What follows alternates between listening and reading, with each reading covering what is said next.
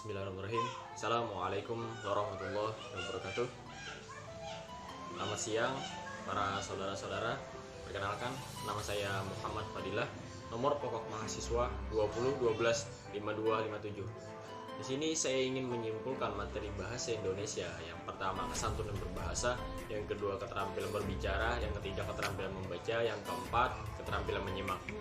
Langsung saja, yang pertama, kesantunan berbahasa. Bahwa dalam kegiatan berbahasa yang kita lakukan sehari-hari merupakan bentuk dari tingkah laku kita kepada orang lain. Dengan penggunaan bahasa yang santun, kita akan mengetahui sifat dari seseorang.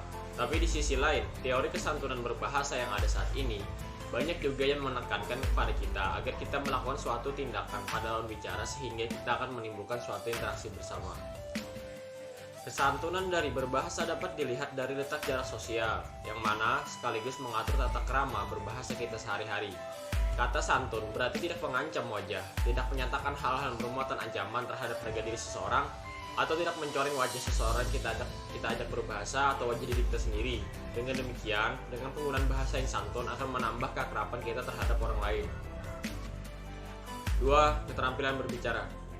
Berbicara merupakan instrumen yang mengungkapkan kepada penyimak hampir-hampir secara langsung apakah sang pembicara memahami atau tidak baik bahan pembicaraan maupun para penyimaknya. Apakah dia bersikap tenang serta dapat menyesuaikan diri atau tidak.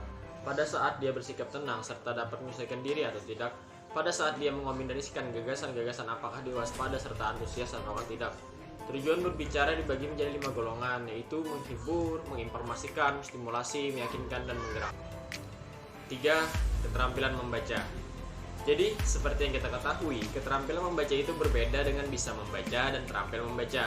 Perbedaannya, kalau membaca biasa itu mudah dilakukan, namun jika keterampilan membaca itu memerlukan teknik khusus.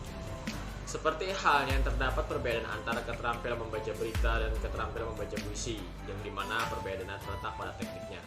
Kali ini, saya ingin menyimpulkan bahwa bagaimana keterampilan membaca kritis itu yang sangat diperlukan mahasiswa dalam melaksanakan perkuliahan. Membaca kritis merupakan kegiatan membaca yang bertujuan untuk memahami bacaan secara mendetail, kemudian dapat menganalisis dan mengkritisi hasil bacaan yang dimaksud oleh penulis. Teknik dalam membaca kritis juga bisa dinamai SQ3R. SQ3R yang dimana S adalah survey, Q adalah question, R pertama adalah read, R kedua adalah research, R ketiga adalah review. Masuk survei, yang dimana langkah pertama adalah membaca judul bukunya, yang kedua membaca pendahuluan, namun jika terlalu panjang cukup membaca paragraf pertamanya saja. Yang ketiga, membaca heading, yang biasanya bercetak tebal atau subjudul. Yang keempat, baca pertanyaan di akhir buku jika ada. Lanjut, masuk ke question.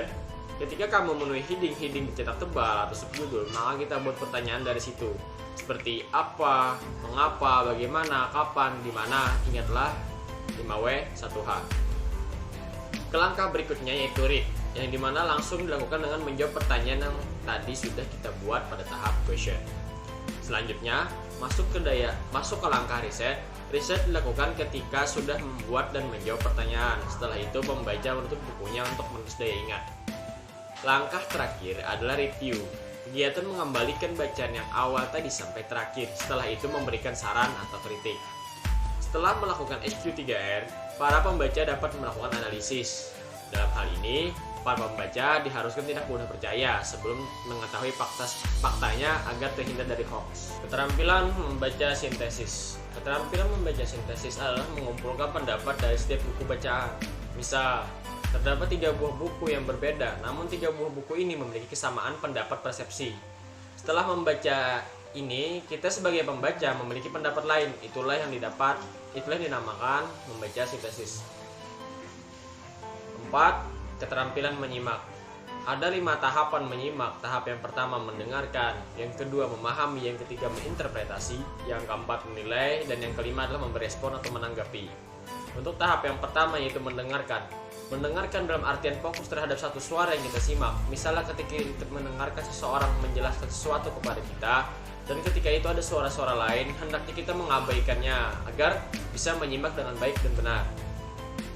Untuk tahap yang kedua yaitu memahami. Memahami suatu kalimat atau mengartikan satu persatu kata yang telah disimak agar kalimat tersebut tidak salah arti dan dapat dipahami dengan jelas. Untuk tahap yang ketiga yaitu menginterpretasi. Dalam tahap menginterpretasi ini kita sebagai penyimak yang mendengarkan dan memahami kalimat tersebut, hendaknya kita memaknai kalimat tersebut. Bisa juga disebut menafsirkan, yaitu mencari makna atau latar belakang dari kalimat tersebut lebih jauh dan lebih rinci. Untuk tahap yang keempat yaitu menilai. Menilai dalam arti di sini mengevaluasi suatu kalimat yang sudah kita simak, baik dari segi kelebihan atau kekurangannya dalam berpendapat. Dan tahap yang terakhir adalah memberi respon atau tanggapan terhadap kalimat yang kita dengar, pahami, maknai, dan telah dinilai. Bisa juga disebut dengan mengerjakan suatu perintah yang terdapat di dalam suatu kalimat yang kita simak. Sekian, terima kasih. Mohon maaf jika terdapat banyak kekurangan. Allahumma muwaffiq ila aqwamit thoriq. Assalamualaikum warahmatullahi wabarakatuh.